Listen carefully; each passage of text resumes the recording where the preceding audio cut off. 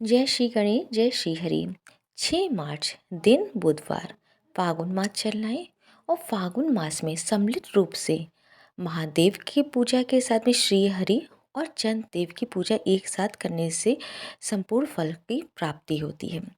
इसी संबंध में रोज हम लोग चंद्रदेव और श्री हरि और शिव पुराण का पाठ का श्रवण कर रहे हैं। अगर आपने इससे पहले के पाठ का श्रवण नहीं किया है शिव पुराण, तो आप मेरे इस चैनल पे जाके वहाँ पे प्लेलिस्ट बनी हुई है, पूरी कथाओं का श्रवण आप कर सकते हैं, क्योंकि पूरी कथाओं का श्रवण करने से ही संपूर्ण फल की प्राप्ति होती है और कथाओं का भी ज्ञान होता है।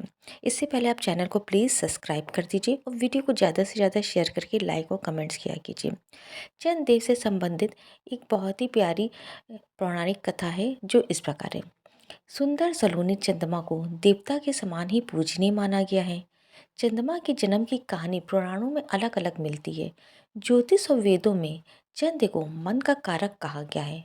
वैदिक साहित्य में सोम का स्थान भी प्रमुख देवताओं में मिलता है। अग्नि, इंद्र, सूर्य आदि देवों के समान ही सोम की स्तुति के मंत्रों की भी रचना ऋषियों द्वारा की गई है।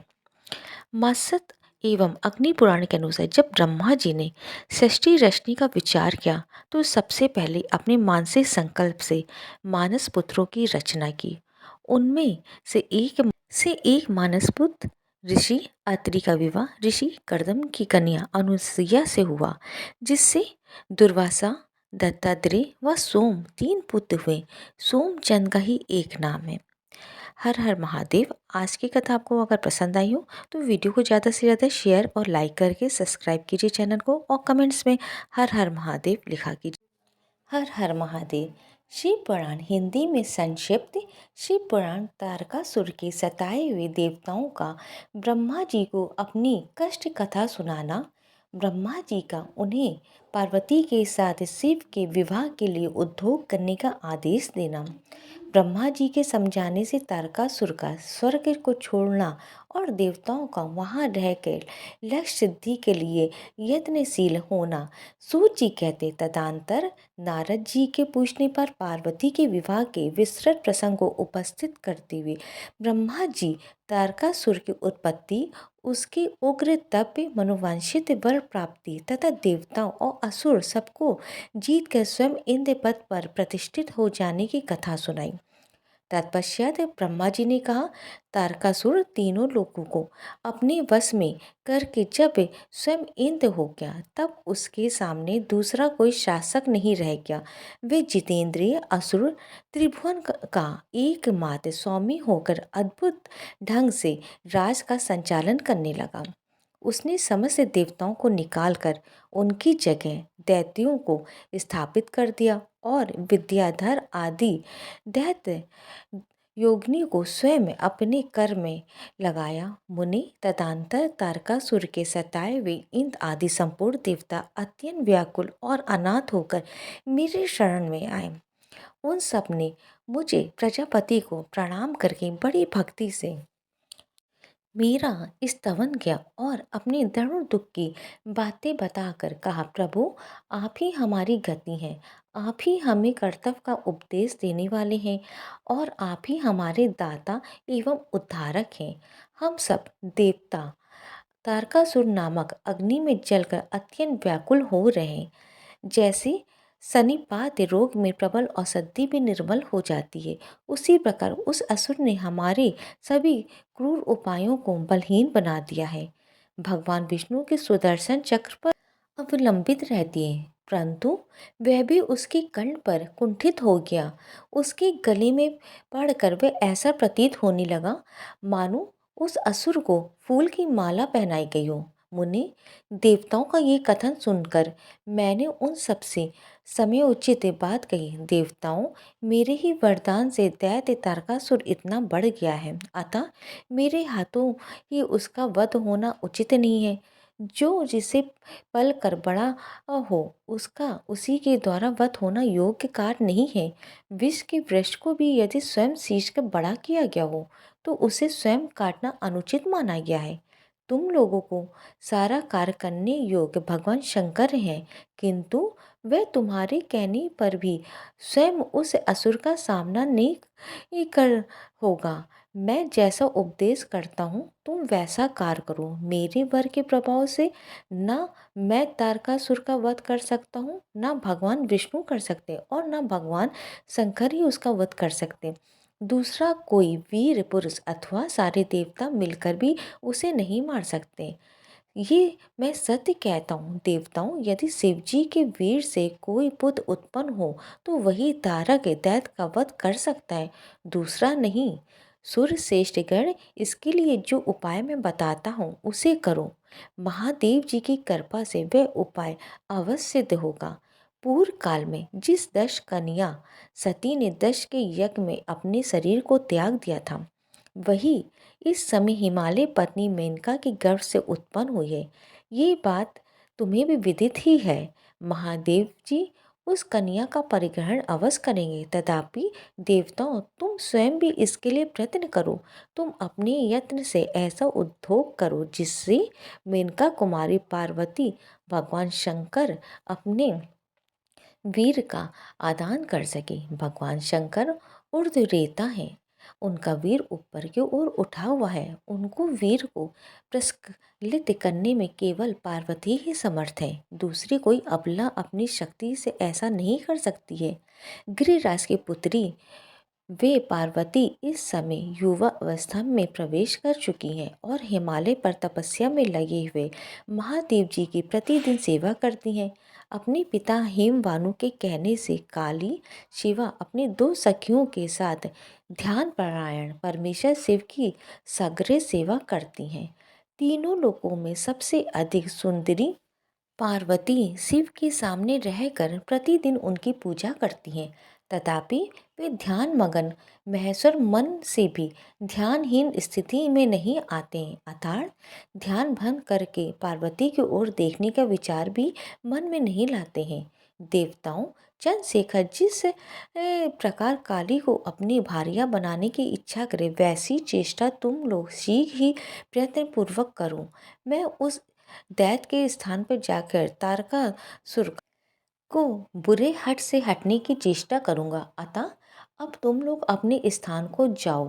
नारद देवताओं से ऐसा कहकर मैं शीघ्र तारकासुर से मिला और बड़े प्रेम से बुलाकर मैंने उससे इस प्रकार कहा, तारक, ये स्वर्ग हमारे तेज का सार तत्व है, परंतु तुम यहाँ के राज का पालन कर रहे हो, जिसके लिए तुमने उत्तम तपस्या की थी, उससे अधिक चहने लगे हो। मैंने तुम्हें इससे छोटा ही वर दिया था, स्वर्ग का राज्य कदापि नहीं दिया था, इसलिए तुम स्वर्ग को छोड़ के पृथ्वी पर राज करो। असुर श्रेष्ठ देवताओं के योग जितने भी कार्य हैं वे सब तुम्हें वहीं सुलभ होंगे, इसमें अन्यथा विचार करने की आवश्यकता नहीं है। ऐसा कहकर उस असुर को समझाने के बाद मैं शिवा और शिव का स्मरण करके वहां से अदृश्य हो गया। तारकासुर भी स्वर्ग को छोड़ के पृथ्वी पर आ गया और सोरितपुर में रह कर वे राज करने लगा। फिर सब देवता भी मेरी बात सुनकर मुझे प्रणाम करके इंद्र के साथ प्रसन्नतापूर्वक बड़ी सावधानी के साथ इंद्रलोक में गए। वहां जाकर परस्पर मिलकर आपस में सलाह करके वह सब देवता इंद्र से प्रेम पूर्वक बोले, भगवान शिव की सेवा में जैसे भी काम मूलक रुचि हो वैसा ब्रह्मा जी का बताया हुआ सारा व्रत आपको करना चाहिए। इस प्रकार देवराज इंद्र से संपूर्ण वृतांत निवेदन करके वे देवता प्रसन्नता पूर्वक सब लोग अपने अपने स्थान को चले गए। यहाँ भी 14 और 15, 16 3 अध्याय संपूर्ण हुए। अगर आपने इससे पहले की कथाओं का श्रवण ना किया हो तो शिव पुराण की कथाओं के श्रवण मेरी प्लेलिस्ट पे बनी हुई चैनल पे आप वहाँ पे जाके संपूर्ण कथा का श्रवण कर सकते हैं, क्योंकि फागुन मास हो या शिवरात्रि हो उसमें शिव श्रवण करना या पाठ करना बहुत ही शुभ होता है, इससे संपूर्ण फल की प्राप्ति होती है। अगर आप चैनल पर पहली बार आए हो तो वीडियो को ज़्यादा से ज़्यादा शेयर किया कीजिए प्लीज़, और चैनल को सब्सक्राइब करके लाइक और कमेंट में हर हर महादेव लिखिए। हर हर महादेव। हे ईश्वर, जो कथा सुन रहा है और जो कथा पढ़ रहा है उन सबकी मनोकामना पूरी करिए। महादेव जी आपकी कृपा हम सब पर हमेशा बनी रहे। हर हर महादेव। 6 मार्च को विजया एकादशी का व्रत है। एकादशी का व्रत करने से हमको श्री हरि की कृपा प्राप्त होती है माता लक्ष्मी के साथ में। अगर आप व्रत रहते हैं तो व्रत का आप पूरी तरह से विधि विधान से पालन कीजिए और अगर आप व्रत नहीं रहते तब भी आप पूजा पाठ करके उसकी कथा का श्रवण करना चाहिए। उसकी कथा इस प्रकार है। जय श्री गणेश जय श्री हरि। विजया एकादशी 2024। विजया एकादशी हर साल फागुन माह के क्रिसमस की एकादशी तिथि को रखा जाता है। ये फागुन और मार्च का पहला एकादशी व्रत है। विजया एकादशी का व्रत रखने और भगवान विष्णु की पूजा करने से कार्यों में सफलता प्राप्त होती है। यदि आपको किसी विशेष कार्य में सफलता प्राप्त करनी है तो विजया एकादशी का व्रत अवश्य रखना चाहिए। 2024 में विजया एकादशी 6 और 7 मार्च 2 दिन रहेगी। एकादशी तिथि प्रारंभ 6 मार्च को सुबह 6:30 से होगा, जो कि 7 मार्च को सुबह 4:13 पर समाप्त होगी। गृहस्थ जन 6 मार्च को और संत जन 7 मार्च को एकादशी का व्रत रखेंगे। विजया एकादशी का महत्व। विजया एकादशी व्रत सभी एकादशी व्रतों में सबसे उत्तम माना जाता है। ये व्रत पापों का नाश करता है और मोक्ष की प्राप्ति में सहायक होता है। विजया एकादशी का व्रत रखने से भगवान विष्णु की कृपा प्राप्त होती है और कार्यों में सफलता मिलती है। ये व्रत शत्रुओं पर विजय प्राप्त करने के लिए भी किया जाता है। दशमी तिथि की रात को सात्विक भोजन करें और ब्रह्मचर्य पालन करें। एकादशी तिथि की सुबह सूर्योदय से पहले उठें और स्नान करें। स्वच्छ वस्त्र धारण करें और पूजा स्थान को साफ करें। भगवान विष्णु की मूर्ति स्थापित करें और दीप प्रज्वलित करें। भगवान विष्णु को फल फूल मिठाई और दीप अर्पित करें। विष्णु सहस्त्र नाम का पाठ करें, आरती करें और प्रसाद वितरित करें। द्वादशी तिथि की सुबह ब्रह्म मुहूर्त में उपवास खोलें। इस प्रकार विजया एकादशी की पूजा विधि करनी चाहिए। विजया एकादशी की व्रत की कथा। त्रेता युग में भगवान राम ने रावण पे विजय प्राप्त करने के लिए विजया एकादशी का व्रत रखा था।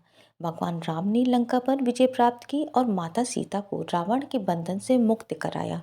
विजया एकादशी के व्रत रखने से भगवान विष्णु की कृपा प्राप्त होती है और कार्यों में सफलता मिलती है। यदि आप पापों से मुक्ति और मोक्ष की प्राप्ति चाहती हैं तो विजया एकादशी का व्रत अवश्य रखना चाहिए। अगर आप व्रत नहीं करते हैं तब भी आपको कथा और पूजन विधि अवश्य करनी चाहिए। इससे श्री हरि की कृपा माता लक्ष्मी के साथ सदैव प्राप्त रहती है। अगर आपके मन में कोई संकल्प है, आपके ऊपर कोई कष्ट है, तो आपका निवारण भगवान श्री हरि अवश्य करेंगे। इसलिए भगवान से प्रार्थना है, हे भगवान, जो भी ये कथा पढ़ रहा हो, जो सुन रहा है, वो चैनल को सब्सक्राइब और लाइक करके शेयर और कमेंट में जय श्री हरि लिख रहे हैं, उसकी सभी मनोकामना आप शीघ्र से शीघ्र पूर्ण करें। जय श्री हरि जय श्री हरि। नारायण कवच का पाठ करने से श्री हरि की कृपा दृष्टि सदैव हमारे ऊपर बनी रहती है। अगर हमारे मन में कोई संकल्प है तो उस संकल्प को हमको अपने मन में कर लेना चाहिए और श्री हरि से प्रार्थना करनी चाहिए कि हे ईश्वर, आप मेरी सभी मनोकामना को पूर्ण करें, क्योंकि कवच धारण करने से हमारी सारी व्याधा दूर होती है। इस प्रकार आज इसका हम लोग श्रवण करेंगे श्री हरि का ध्यान करके। राजा परीक्षित ने पूछा, भगवान, देवराज इंद्र ने जिससे सुरक्षित होकर शत्रुओं की चतुर्णी सेना को खेल खेल में अनायासी जीत कर त्रिलोकी की राजलक्ष्मी का उपभोग किया, आप उस नारायण कवच को सुनाइए और ये भी बताइए कि उन्होंने उससे सुरक्षित होकर रणभूमि में किस प्रकार आक्रमणकारी शत्रुओं पर विजय प्राप्त की। श्री सुखदेव जी महाराज ने कहा, परीक्षित, जब देवताओं ने विश्वरूप को पुरोहित बना लिया तब देवराज इंद्र के प्रश्न करने पर विश्वरूप ने नारायण कवच का उपदेश दिया। तुम एकाग्रचित्त होकर उसका श्रवण करो। विश्वरूप ने कहा, देवराज इंद्र, भय का अवसर उपस्थित होने पर नारायण कवच धारण करके अपने शरीर की रक्षा करनी चाहिए। उसकी विधि ये है कि पहले हाथ पैर धो के आचमन करें और फिर हाथ में कुश की पवित्री धारण करके उत्तर मुख करके बैठ जाए। इसके बाद कवच धारण पर्यंत और कुछ न बोलने पर निश्चय करके पवित्रता से ओम नमो नारायण और ओम नमो भगवते वासुदेव इन मंत्रों के द्वारा हृदय आदि अन्यास तथा अंगुष्ठ आदि का न्यास करें। पहले ओम नमो नारायण इस अष्टाक्षर मन के ओम आदि 8 अक्षरों का क्रमशः पैरों, घुटनों, जांघों, पेट, हृदय, व्रज स्थल, मुख और सिर में न्यास करें अथवा पूर्वोक्त मन के यकार से लेकर ओमकार तक 8 अक्षरों का सिर से आरंभ कर उन्हीं 8 अंगों में विपरीत क्रम से न्यास करें। फिर ओम विष्णे नमः इस मंत्र के पहले अक्षर ओम का हृदय में, वी का ब्रह्म रंध्र में, शाह का बाहुओं के बीच में, अड़ा का चोटी में, वे का दोनों नेत्रों और ना का शरीर की सब गांठों में न्यास करे। तदंतर ओम माँ अस्त्राय फट कहकर दिक बंद करें। इस प्रकार न्यास करने से इस विधि को जानने वाला पुरुष मंत्रमय हो जाता है।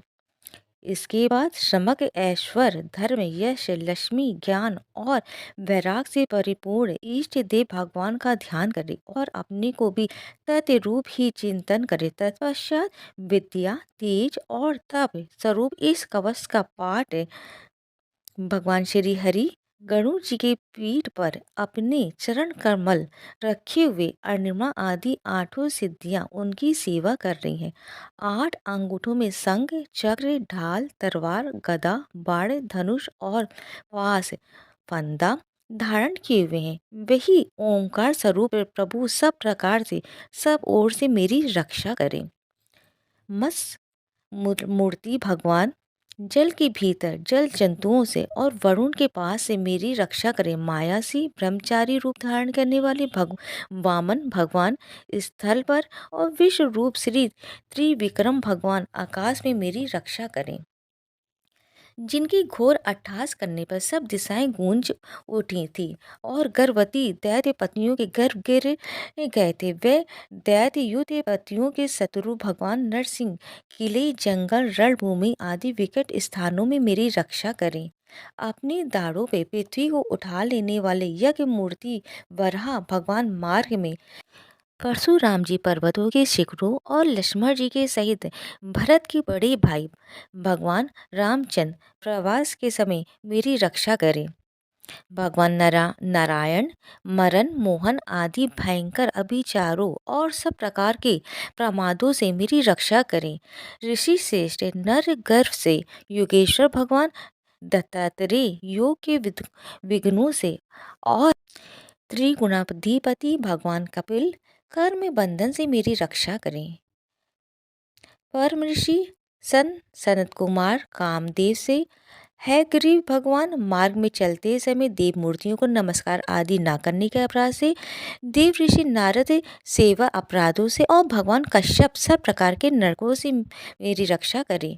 भगवान धन्वंतरी कुपथ से, जितेंद्र भगवान ऋषभ देवेशु के दुख आदि भयदायक द्वंद्वों से, यज्ञ भगवान लोकापात से, बलराम जी मनुष्यकृत कष्टों से और श्री शेष जी क्रोध वश नामक सर्पों के गणों से मेरी रक्षा करें। भगवान श्री कृष्ण देवपायन व्यास जी अज्ञान से तथा बुद्ध देव पाखंडियों से और प्रमाद से मेरी रक्षा करें।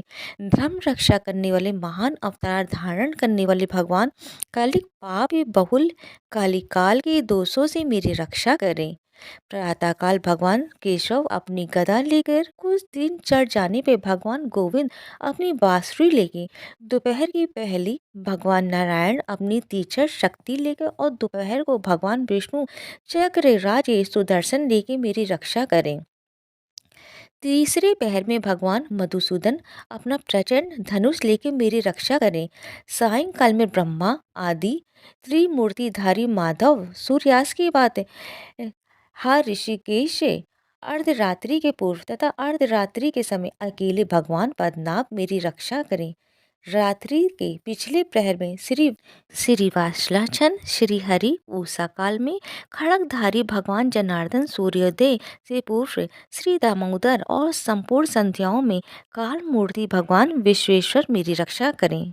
सुदर्शन आपका आकार चक्र रथ के पहिए की तरह है।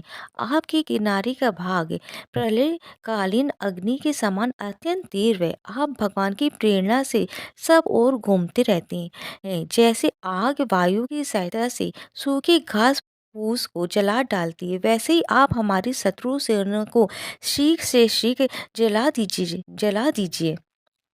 कौमुद की गदा आपसे छूटने वाली चिंगारियों का स्पर्श वृष के समान असह्य है। आप भगवान अजीत की प्रिया हैं और मैं उनका सेवक हूँ, इसलिए आप कुष्मांड विनायक यक्ष राक्षस भूत और प्रेत आदि ग्रहों को भी अभी कुचल डालिए तथा मेरे शत्रुओं को चूर चूर कर दीजिए। संघ के श्रेष्ठ आप भगवान श्री कृष्ण के फूकने से भयंकर शब्द करके मेरे शत्रुओं का दिल दहला दीजिए एवं या यातुधान प्रथम प्रेत मृतिका पिशाच तथा ब्रह्म राक्षस आदि भयवानी प्राणियों को यहाँ से तुरंत भगा दीजिए। भगवान की श्रेष्ठ तलवार आपकी धार बहुत तीक्ष्ण है। आप भगवान की प्रेरणा से मेरे शत्रुओं को छिन्न भिन्न कर दीजिए। भगवान की प्यारी ढाल आप में सैकड़ों चंदाकार मंडल है। आप पाप दृष्टि पाप आत्मा शत्रुओं की आंखें बंद कर दीजिए और उन्हें सदा के लिए अंधा बना दीजिए। सूर आदि ग्रह धूमकेतु छल तारे आदि केतु दुष्ट मनुष्य सर्प आदि रेंगने वाले जंतु दाढ़ों वाले हिंसक पशु भूत प्रेत आदि तथा पापी प्राणियों से हमें जो जो भय हो और जो हमारे मंगल के विरोधी हो, वह सभी भगवान के नाम रूप तथा आयुधों का कीर्तन करने से तत्काल नष्ट हो जाए। व्रत रतांतर आदि सामवेदीय स्तोत्रों से जिनकी स्तुति की जाती है, वह वेद मूर्ति भगवान गरुण और विश्वसेन जी अपने नामोच्चारण के प्रभाव से हमें सब प्रकार की विपत्तियों से बचाए। श्री हरि के नाम रूप वाहन आयुध और श्रेष्ठ पार्षद हमारी बुद्धि इंद्रिय मन और प्राणों को सब प्रकार की आपत्तियों से बचाए। जितना भी कार अथवा कारण रूप जगत है, वह वास्तव में भगवान ही है। इस सत्य के प्रभाव से हमारे सारी उपद्रव नष्ट हो जाए। जो लोग ब्रह्म और आत्मा की एकता का अनुभव कर चुके, उनकी दृष्टि में भगवान का स्वरूप समस्त विकल्पों से रहित है, वेद वेदों से रहित, और फिर भी वे अपनी माया शक्ति के द्वारा भूषण आयुध रूप नामक शक्तियों को धारण करते हैं। ये बात निश्चित रूप से सत्य है। इस कारण सर्वत्र सर्वव्यापक भगवान श्री हरि सदा सर्वत्र सब स्वरूपों से हमारी रक्षा करें। जो अपने भयंकर अट्टहास से सब लोगों के भय को भगा देते हैं और अपने तेज से सबका तेज ग्रस लेते हैं, वे भगवान नरसिंह की दिशा विदिशा में नीचे ऊपर बाहर भीतर सब ओर से हमारी रक्षा करे। देवराज इंद्र, मैंने तुम्हें ये नारायण कवच सुना दिया। इस कवच से तुम अपने को सुरक्षित कर लो, बस फिर तुम अनायासी सब दैत्य युद्धपतियों को जीत कर लोगे। इस नारायण कवच को धारण करने वाला पुरुष जिसको भी अपने नेत्रों से देख लेता है अथवा पैर से छू देता है, तत्काल समस्त भयों से मुक्त हो जाता है। जो इस वैश्विक विद्या को धारण कर लेता है, उसे राजा डाकू प्रेत पिशाच आदि और बाघ आदि हिंसक जीवों से कभी किसी प्रकार का भय नहीं होता है। देवराज, प्राचीन काल की बात है। एक कौशिक गोत्री ब्राह्मण ने इस विद्या को धारण करके योग धारणा से अपना शरीर मरुभूमि में त्याग दिया। जहाँ उस ब्राह्मण का शरीर पड़ा था, उसके ऊपर से एक दिन गंधर्वराज चित्ररथ अपनी स्त्रियों के साथ विमान पर बैठकर निकले। वहां आते ही वे नीचे की ओर सिर किए विमान सहित आकाश से पृथ्वी पर गिर पड़े। इस घटना से उनके आश्चर्य की सीमा न रही। जब उन्हें बालखिल मुनियों ने बतलाया कि ये नारायण कवच से धारण करने का प्रभाव है, तब उन्होंने उस ब्राह्मण देव की हड्डियों को ले जाकर पूर्ववाहिनी सरस्वती नदी में प्रवाहित कर दिया और फिर स्नान करके वे अपने लोक को चले गए। श्री शुक देव कहते हैं, परीक्षित, जो पुरुष इस नारायण कवच को समय पर सुनता है और जो आदर पूर्वक इसे धारण करता है, उसके सामने सभी प्राणी आदर से झुक जाते हैं और वह सब प्रकार के भयों से मुक्त हो जाता है।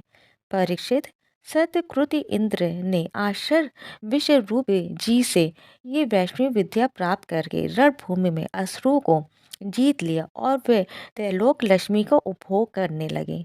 इस प्रकार नारायण कवच यहीं पे समाप्त होता है। इसलिए अपनी मनोकामना को हम लोग मन ही मन भगवान से संकल्प करेंगे, हे भगवान आप मेरी सभी मनोकामना पूर्ण करें, जो सुनते हैं उनकी भी सभी मनोकामना पूर्ण करें, और जो वीडियो को ज़्यादा से ज़्यादा शेयर करके चैनल को सब्सक्राइब करते, लाइक करके और कमेंट में जय श्री हरि लिखते, उनकी सभी मनोकामना ईश्वर पूर्ण करें। जय श्री हरि। हिंदू धर्म के प्रथम ग्रंथ श्रीमद् भगवत गीता के तीसरे अध्याय में गजेंद्र स्तोत्र पढ़ने को मिलता है। इसमें कुल 33 श्लोक दिए गए हैं। हिंदू धर्म के अनुसार इस स्तोत्र का जप करने से जीवन में किसी भी प्रकार की परेशानी से तत्काल मुक्ति मिल जाती। इस स्तोत्र में हाथी और मगरमच्छ के साथ हुए युद्ध का वर्णन किया गया है। तो हम लोग भगवान श्री हरि का ध्यान करके इसका श्रवण करते हैं। शुक्र जी ने कहा कि बुद्धि के अनुसार पिछले अध्याय में वर्णन किए गए रीति से अपने मन को नियंत्रित कर और हृदय को स्थिर करके गजेंद्र अपने पिछले जन्म में याद किए गए सर्वोच्चकार और बार बार जाप किए जाने वाले स्त्रोत का जाप करने लगा। गजेंद्र ने मन ही मन श्री हरि को ध्यान करते हुए कहा कि जिनके प्रवेश शरीर और मस्तिष्क चेतन की तरह व्यवहार करते हैं, ओम द्वारा लक्षित और पूरे शरीर में प्रकृति और पुरुष के रूप में प्रवेश करने वाले उस सर्वशक्तिमान देवता का मैं मन ही मन स्मरण करता हूँ, जिनके सारे ये पूरा संसार टिका हुआ है, जिनसे ये संसार अवतरित हुआ है, जिन्होंने प्रकृति की रचना किया और जो खुद उसके रूप में प्रकट हुए, लेकिन इसके बावजूद भी वो दुनिया से सर्वोपरि और श्रेष्ठ है। ऐसे अपने आप और बिना किसी कारण के भगवान की मैं शरण में जाता हूँ। अपनी संकल्प शक्ति के बल पे अपने ही स्वरूप में रचित और सृष्टि काल में प्रकट एवं प्रलय में अप्रकट रहने वाले इस सहस्र प्रसिद्धि प्राप्त कार्य कारण रूपी संसार को, जो बिना कुंठित दृष्टि के साक्ष्य रूप में देखते रहने पर भी लिप्त नहीं होते, चक्षु आदि प्रशंसकों के परम प्रकाशक प्रभु आप मेरी रक्षा करें। बीतते गए समय के साथ ये तीनों लोगों को और ब्रह्मा आदि लोक के पालों के पंचभूत में प्रवेश कर जाने पर और पंचभूतों से लेके महापुरुष सभी कारणों में उनकी परम करुणा स्वरूप प्रकृति में मगन हो जाने पर उस समय दुर्यर और घोर अंधकार रूपेण प्रकृति के बच रही थी। उस अंधकार से परे अपने परम धाम में जो सर्वव्यापी भगवान सभी दिशाओं में प्रकाशित होते रहते हैं, वो भगवान मेरी रक्षा करें। विभिन्न नाटकों रूपों में अभिनय करने वाले और उस अभिनेता के वास्तविक स्वरूप को जिस प्रकार से साधारण लोग भी नहीं पहचान पाते, उसी तरह से सत्य प्रधान देवता और महर्षि भी जिनके स्वरूप को नहीं जान पाते, ऐसे में कोई साधारण प्राणी उनका वर्णन कैसे कर सकता है। ऐसे दुर्गम चरित्र वाले भगवान मेरी रक्षा करें। अनेकों शक्ति से मुक्त सभी प्राणियों की आत्मबुद्धि प्रदान करने वाले सबके बिना कारण हित अतिशय और साधु स्वभाव ऋषि मुनि जन, जिनके परम स्वरूप को देखने की इच्छा के साथ वन में रहकर अखंड ब्रह्मचर्य तमाम अलौकिक व्रतों को नियमों को के अनुसार पालन करते, ऐसे प्रभु मेरी गति है। वह जिनका हमारी तरह ना तो जन्म होता है और ना जिनका अहंकार में कोई भी काम नहीं होता है, जिनके निर्गुण रूप का ना कोई नाम है और ना कोई रूप है, इसके बावजूद भी वह समय के साथ इस संसार की सृष्टि और प्रलय के लिए अपनी इच्छा से अपने जन्म को स्वीकार करते हैं। उस अनंत शक्ति वाले परम ब्रह्मा परमेश्वर को मेरा नमस्कार है। प्रकृत आकार रहित और अनेक रूप वाले अद्भुत भगवान को मेरा नमस्कार है। स्वयं प्रकाशित सभी शाक्त परमेश्वर को मेरा सत सत नमन है। वैसी देव जो नम्य वाणी चित्तवृत्तियों से परे हैं, उन्हें मेरा बारंबार नमस्कार है। विवेक से परिपूर्ण पुरुष के द्वारा सभी सतो गुणों से परिपूर्ण निवृत्ति धर्म के आचरण से मिलने वाले योग मोक्ष सुख की अनुभूति रूपी भगवान को नमस्कार है। सभी गुणों के स्वीकार शांत रजोगुण और स्वीकार करके अत्यंत तमोगुण को अपना कर मूड से जाने वाले बिना भेद और हमेशा सद्भाव से ज्ञान धनी प्रभु को मेरा नमस्कार है। शरीर के इंद्रिय के समुदाय रूप में सभी पिंडिकों के ज्ञाता सबों के स्वामी और साक्षी स्वरूप देव आपको नमस्कार है। सबों के अंतर्यामी प्रकृति के परम कारण लेकिन स्वयं बिना कारण भगवान को मेरा सत सत नमस्कार है। सभी इंद्रियों और सभी विषयों के जान कर सभी प्रतीतियों के कारण रूप संपूर्ण जड़ प्रपंच और सबकी मूलभूत अविद्या के द्वारा सूचित होने वाले और सभी विषयों में अविद्या रूप से भसने वाले भगवान को मेरा नमस्कार है। सबके कारण लेकिन स्वयं बिना कारण होने पर भी बिना किसी परिणाम के होने की वजह से अन्य कारणों से भी विलक्षण कारण आपको मेरा बार बार नमस्कार है। सभी वेदों और शास्त्रों के परम तात्पर्य मोक्ष रूपी और शेष पुरुषों की परम गति ये देवता को नमस्कार है। वह जो त्रिगुण रूपों में छुपी हुई है ज्ञान रूपी अग्नि वैसे गुणों में हलचल होने पर जिनके मन मस्तिष्क में संसार को रचने की वृत्ति उत्पन्न हो उठती हो और जो आत्मा तत्व की भावना के द्वारा विधि निषेध रूप शस्त्र से भी ऊपर उठे हो जो महाज्ञानियों महात्माओं में स्वयं प्रकाशित हो रहे ऐसे भगवान को मेरा नमस्कार है। मेरे जैसे शरणागत पशु के समान जीवों के अविद्या रूप फांसी को पूर्ण रूप से काट देने वाले परम दयालु और दया दिखने में कभी भी आलस नहीं करने वाले भगवान को नमस्कार है मेरा।